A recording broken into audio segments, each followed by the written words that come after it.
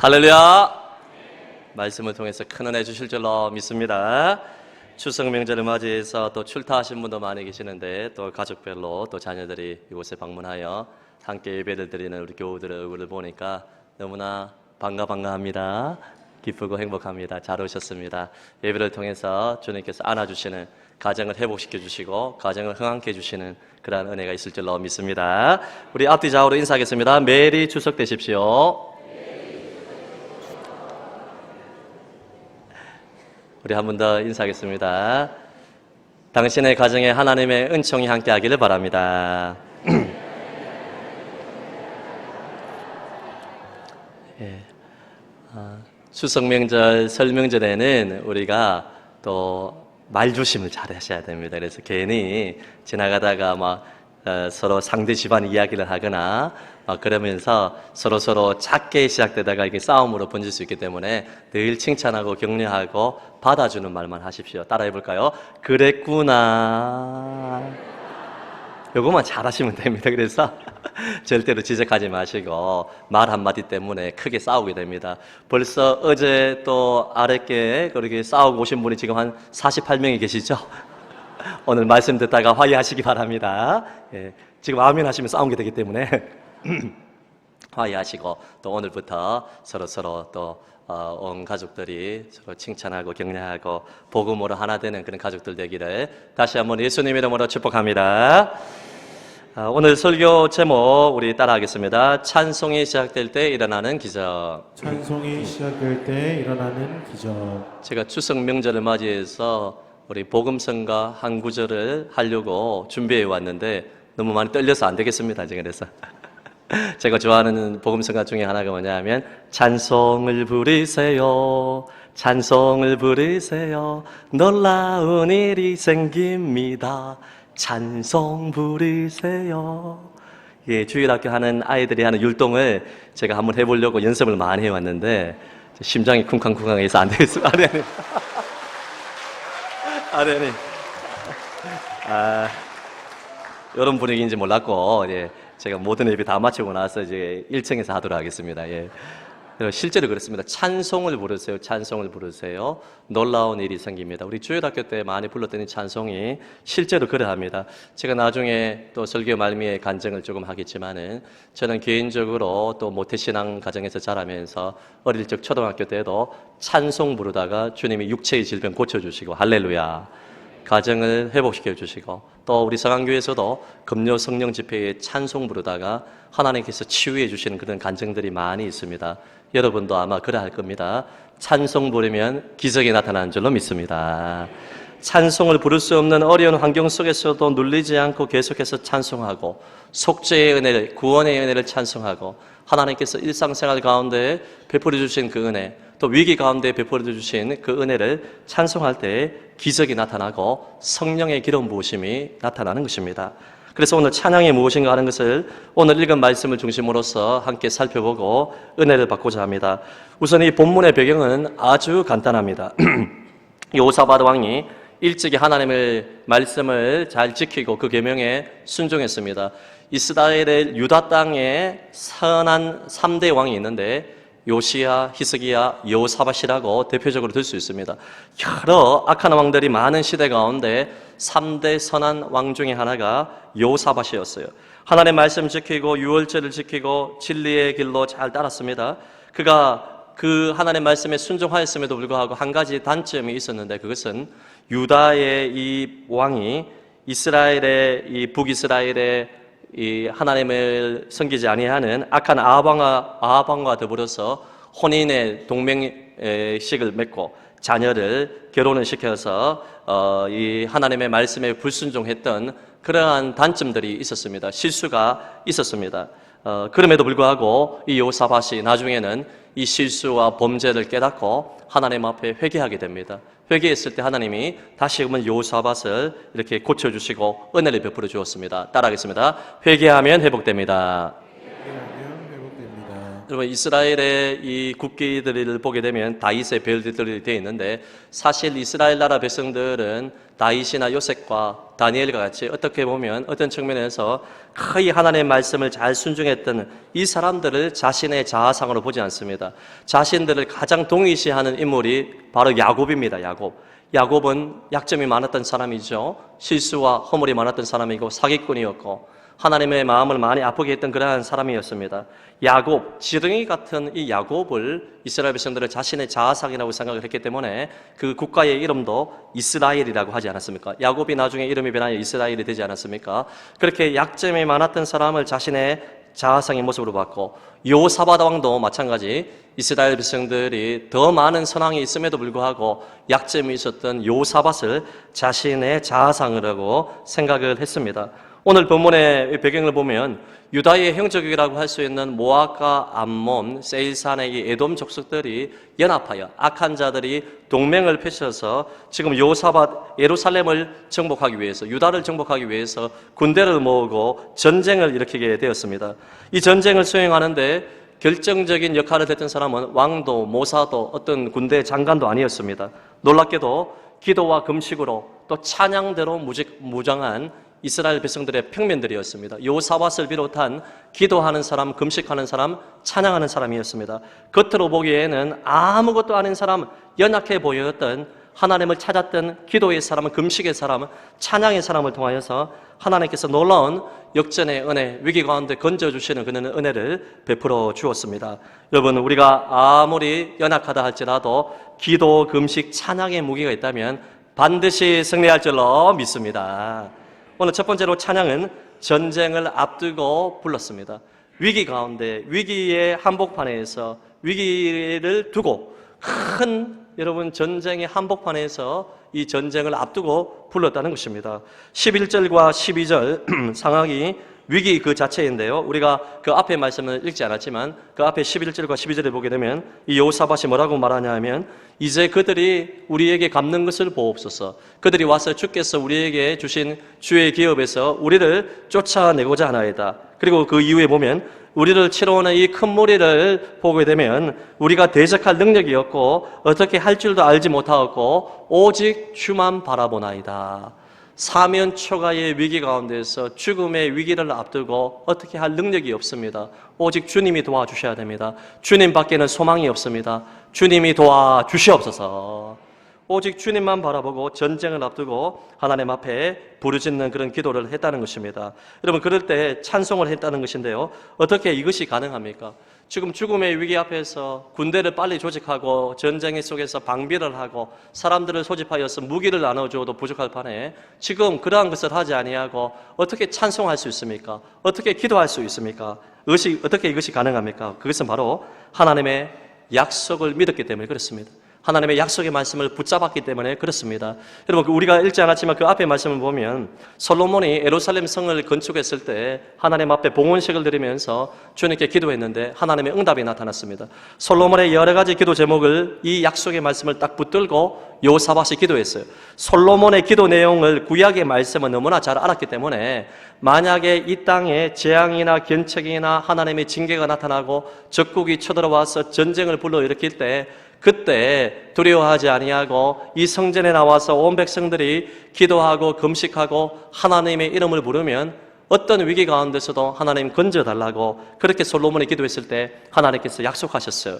전쟁의 위기 가운데서도 그 사면초가의 위기 가운데서도 이전에 나와서 기도하고 금식하고 찬송하면 내가 반드시 들어주어서 전쟁에서 이기게 해주겠다는 하나님의 약속의 말씀, 그 약속의 말씀을 요사밧이 잘 알았기 때문에 그 말씀 붙들고 기도하고 찬송을 할 수 있었다는 것입니다.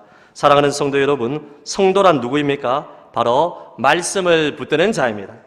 성도란 누구입니까? 어려운 일을 당할 때 사람을 먼저 찾지 아니하고 하나님의 얼굴을 구하는 자, 그 사람이 바로 성도입니다. 성도란 누구입니까? 영적 전쟁의 한복판에서 오로지 기도와 금식과 찬송으로 하나님을 의지하는 자가 성도입니다. 여러분은 성도의 본분에 합당하게 살아가고 있습니까?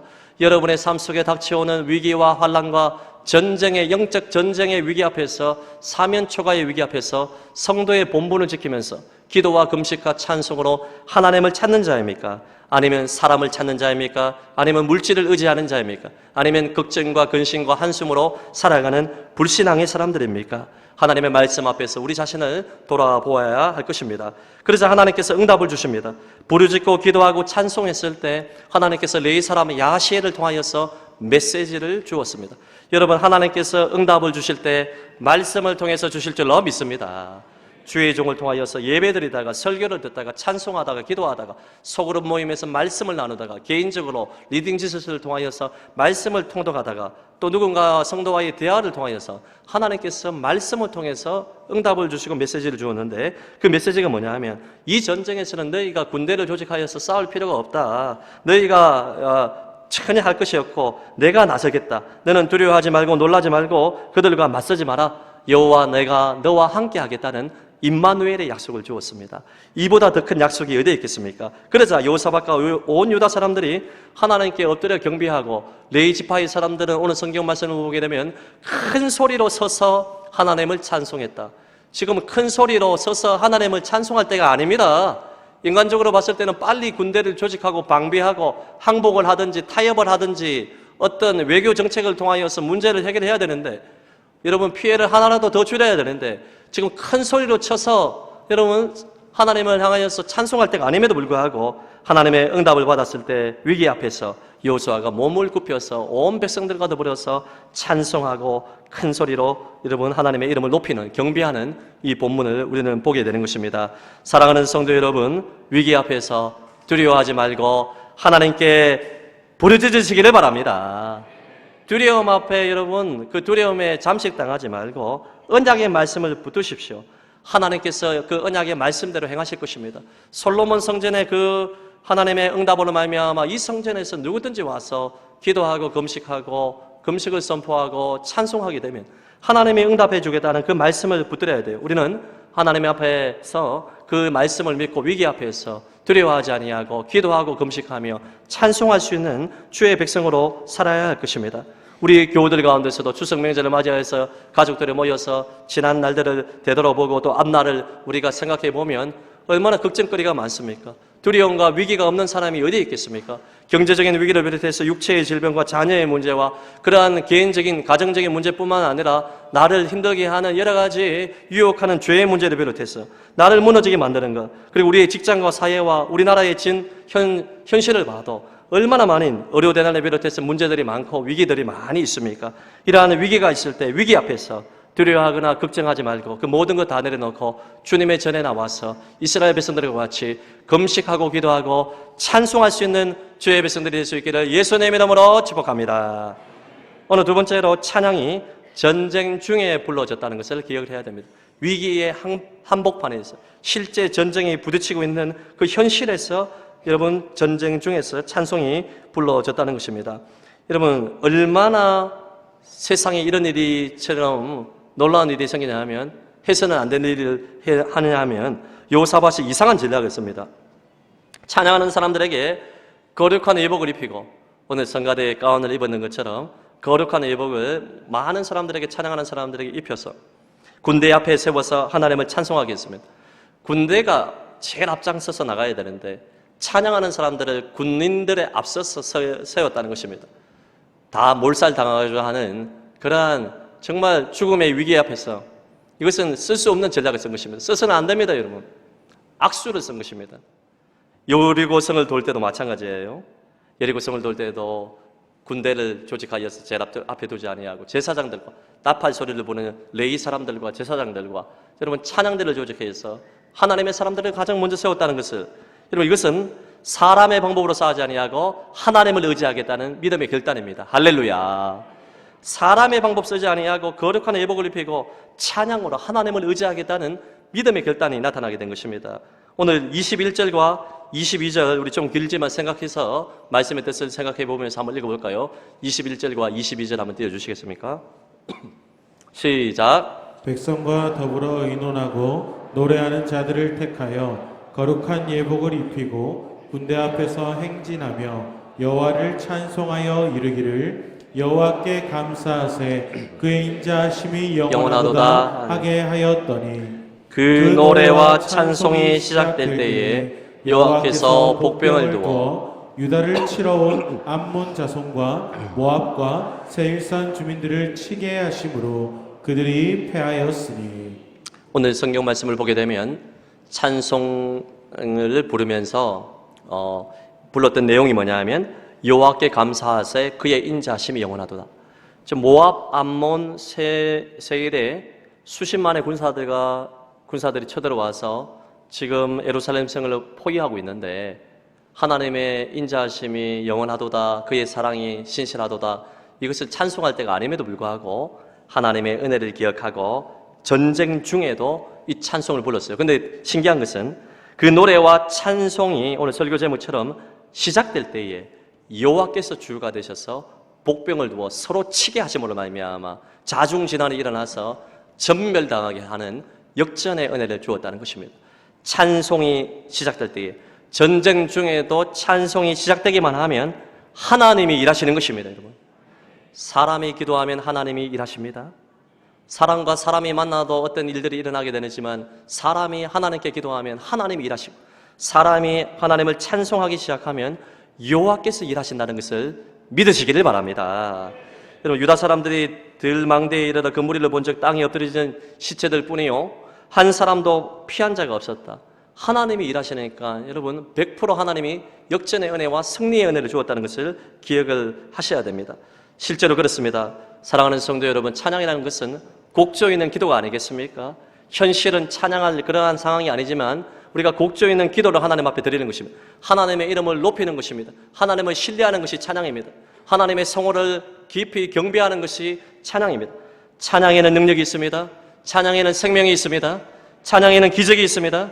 찬양에는 질병을 치유하는 능력이 있습니다. 여러분, 찬양에는 죽음을 이기는 능력이 있습니다. 찬양에는 여러분 어둠을 걷어내는 능력이 있습니다. 찬양에는 원수마귀를 쫓아내는 능력이 있습니다. 찬송가 351장 2절에 보게 되면 원수마귀 모두 쫓겨가기는 예수 이름 듣고 겁이 남이라. 우리 찬송 듣고 지옥 떨리니 형제들아 주를 찬송합시다. 가사를 띄우면 같이 부를 줄 알았는데 여러분, 얼마나 이 찬송이 실제로 이 작사한 사람이 자신의 판단에서 경험해서 이 찬송각 작사를 지었겠지만 그것만이 아닙니다. 성경 66권 말씀을 보게 되면 곡조 있는 기도 찬송을 올려드리면 악한 마귀 권세가 떠나갑니다. 여러분, 지옥이 떨리게 되는 것입니다. 여러분, 저는 이 찬송의 가사를 믿습니다. 여러분, 우리가 찬송할 때 어둠의 권세가 떠나가고 악한 마귀 권세가 찬송을 여러분 무서워하는 것입니다. 제가 여러 번 간증하지 않았습니까? 제 목 위에서 악한 귀신이 들려가지고 장정 3명, 4명이 달라들어도 팔다리를 다 뿌려치고 얼마나 힘이 강하든지 장정 4명을 다 물리치고 귀신의 지배를 받아가지고 그 두꺼운 유리를 향하여서 내리치면요 손에 피가 철철 나는데도 아픔은 모를 정도로 그렇게 악한 귀신 들린 그 청년이 모아놓고 우리가 교우들과 함께 우리 장로님, 권사님, 집사님들이 또 우리 청년들이 다음 세대, 제가 그때 중학생이었어요, 함께 뜨겁게 보혈 찬송을 부르는데 찬송 듣고 귀신이 떠나갔어요. 할렐루야. 예수 이름 앞에 귀신은 떠나갑니다. 여러분, 예수 이 그리스도의 보혈을 높이는 보혈 찬송 앞에 사탄 마귀가 떠나는 것을 저는 봤습니다. 사랑하는 성도 여러분, 여러분의 삶 속에서 찬송하시기를 바랍니다. 사업을 하면서 찬송하시기를 바랍니다. 직장생활 가운데 나를 괴롭히는 사람이 있어도 여러분 주의 선하심을 믿고 찬송하십시오. 아이들을 양육하면서 찬송하십시오. 속썩이는 자녀가 있다 하더라도 찬송하십시오. 교회에서 봉사하면서 찬송하십시오. 이웃에게 복음을 전하면서 찬송하십시오. 전도하면서도 찬송하십시오. 여전히 오리무중에 어려움이 있다 할지라도, 특별히 나를 괴롭히는 악한 사람이 있다 할지라도 영적인 전쟁의 한복판에서 찬송할 때 어둠의 권세가 떠날 줄로 믿습니다. 하나님의 도우심이 나타날 줄로 믿습니다. 오늘 마지막 세 번째 찬양은 승리 후에 불러졌습니다. 우리 25절과 26절에 보게 되면 하나님께서 놀라운 승리를 주었습니다. 도저히 이길 수 없는 그 전쟁에서 하나님께서 역전의 은혜를 주어서 서로 복병을 두어서 하나님께서 일하시기 시작했어요. 찬송이 시작될 때에 여호와께서 복병이란 그 복병은 다른 것이 아니라 서로 자중지단이 일어나서 서로 싸우겠다는 것입니다. 그래서 하나님께서 이 승리를 주었는데 엄청난 이러한 이 물건들을 가지겠습니다. 재물과 의복과 보물들을 다 찰취할 수 있도록 이 전유물들을 가질 수 있도록 하나님께서 은혜를 베풀어 주었는데 중요한 것은 그 다음에 넷째 날에 무리가 버라가 골짜기에 모여서 거기서 여호와를 송축했다는 것입니다. 그러므로 오늘까지 그곳을 버라가 골짜기라 일렀더라. 여호와를 찬송하는 골짜기라는 것이죠. 큰 승리 후에 하나님을 잊지 아니하고 찬송했다는 것입니다. 우리는 어떤 기도 응답을 받게 되고 하나님의 도우심을 통하여서 기적을 체험하게 되면 순간 우리가 너무나 기뻐하지만 하나님께 감사를 잊어버리고 찬송을 잊어버릴 때가 많이 있어요. 나병 환자 10명의 치료를 받았음에도 불구하고 예수님께 나와서 감사하며 사례를 하며 예수님께 굴복한 사람, 경배한 사람은 이방인 한 사람이라고 했습니다. 이 말씀이 우리에게 주는 교훈을 잘 기억을 해야 됩니다. 큰 승리를 경험한 다음에 기도의 응답을 받은 다음에 감사를 잊어버리고 찬송을 잃어버리는 사람들이 너무나 많이 있습니다. 저는 어릴 적 신앙생활을 하면서 우리 부모님이 신앙교육을 시키면서 어떤 자그마한 기도 제목이 하나라도 응답이 되게 되면 반드시 하나님 앞에 나와서 감사의 예물을 드리며 감사 제목을 적는 훈련을 하도록 했습니다. 아무리 사소한 일을 할지라도 하나님이 도와주지 않으면 안 된다. 하나님이 믿어주지 아니하면 우리는 어떤 것도 할 수 없다는 것을 감사 예물을 드리는 것으로 표현하는 습관을 가지게 되었습니다. 그 습관이 되었어요. 저는 어디를 가든지 제가 20살 때 처음 전도사 사역을 나갈 때에도 그 당시 사례금이 20만이었습니다. 시골에 사역을 할 때 6개월이 지나니까 교회가 어려워져서 그 다음부터 한 반년 이상을 사례를 받지 않았습니다. 처음 사례를 나가고 전도사, 강도사, 부목사, 담임목사, 김해북교회를 목회를 할 때에도 가장 먼저 하나님께 감사하며 첫 예물을 하나님께 감사함으로 드리는 훈련을 다 했습니다. 사례가 많든지 적든지 간에 가장 먼저 첫 열매를 하나님께 드리고 하나님께서 기도에 응답을 주시고 하나님께서 내 삶을 인도해 주시면 하나님 앞에 승리 후에도 기도 응답 다음에도 감사를 드려야 된다. 감사를 드려야 된다. 찬송을 드려야 된다. 이것이 훈련이 됐습니다. 이것은 제 자신을 자랑하는 것이 아닙니다, 여러분. 우리가 어떤 환경 가운데서도 승리를 경험한다 했는데도 여러분의 자녀들에도 기도의 응답을 받고 하나님의 도우심을 경험한 다음에는 이것이 나의 힘으로 된 것이 아니라 하나님이 밀어주셨다. 하나님이 도와주셨다. 하나님이 간섭하셨다. 이것을 알고 기도의 응답과 승리 후에도 하나님께 찬송할 줄 아는 다음 세대 자녀와 장년이 되어야 할 것입니다. 우리가 지원받은 목적이 찬송 아니겠습니까? 이 백성은 내가 나를 위하여 지었나니 나를 찬송하기 위해서 지었다고 성경은 이야기하고 있습니다. 하나님을 예배하고 찬송하고 우리는 어떤 환경 가운데서도 위기 전에도 위기의 한복판에서도 승리를 경험한 다음에도 늘 하나님을 향하여서 감사와 찬송을 잃지 않는다면 우리 인생은 복된 인생이 될 것입니다. 우리가 자녀들을 양육할 때도 그렇지 않습니까? 우리의 자녀들이 짜증을 내고 원망하고 불평하는 소리를 들으면 그거를 계속 듣다 보면 화가 나요. 속에서 천불이 나고 만불이 나고 기분이 좋지 못합니다. 우리 하나님도 마찬가지 아니겠습니까? 사랑하는 성도들이 늘 원망, 불평, 짜증으로 살아간다면 주님께서 엄중하게 말씀하셨잖아요. 너희 말이 내 귀에 들린 대로 행하겠다. 짜증, 원망, 불평 말한 대로 된다는 것입니다.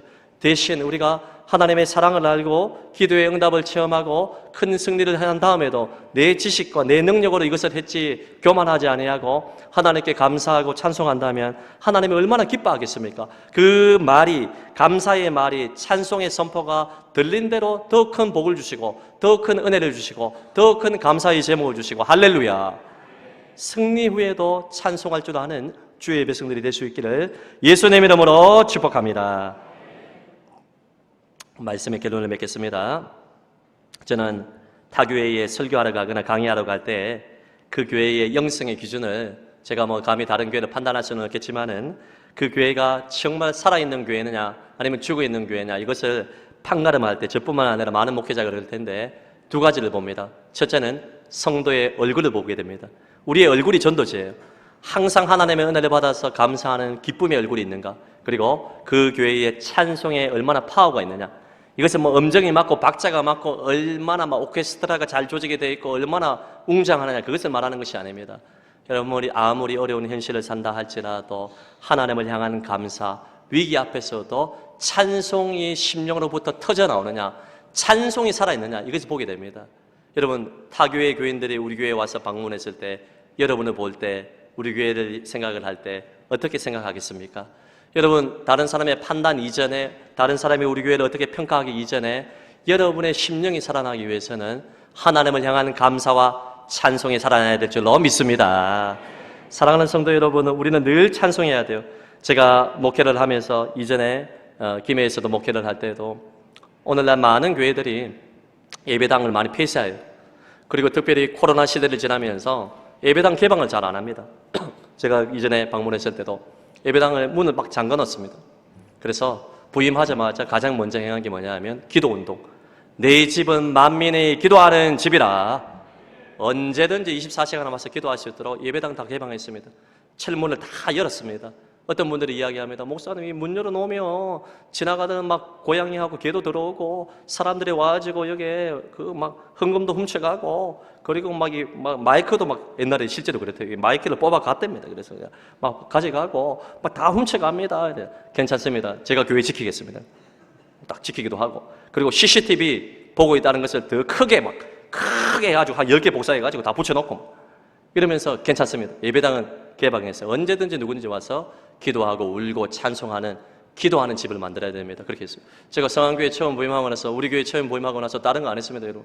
예배당 개방했습니다. 언제든지 와서 24시간 개방하고 있습니다. 그래서 제가 목양실에서 엘리베이터를 타고 왔다 갔다 하게 보게 되면 여러분 오전에 오후에 저녁에 실제로 여러분들이 와가지고 울고 있어요. 기도해요. 하나님 찬송해요. 얼마나 가슴이 뭉클한지 모릅니다. 하나님이 전에 나와서 주의 전에 나와서 부르짖고 기도하고 찬송하는 거 듣겠습니까? 듣겠습니까, 여러분?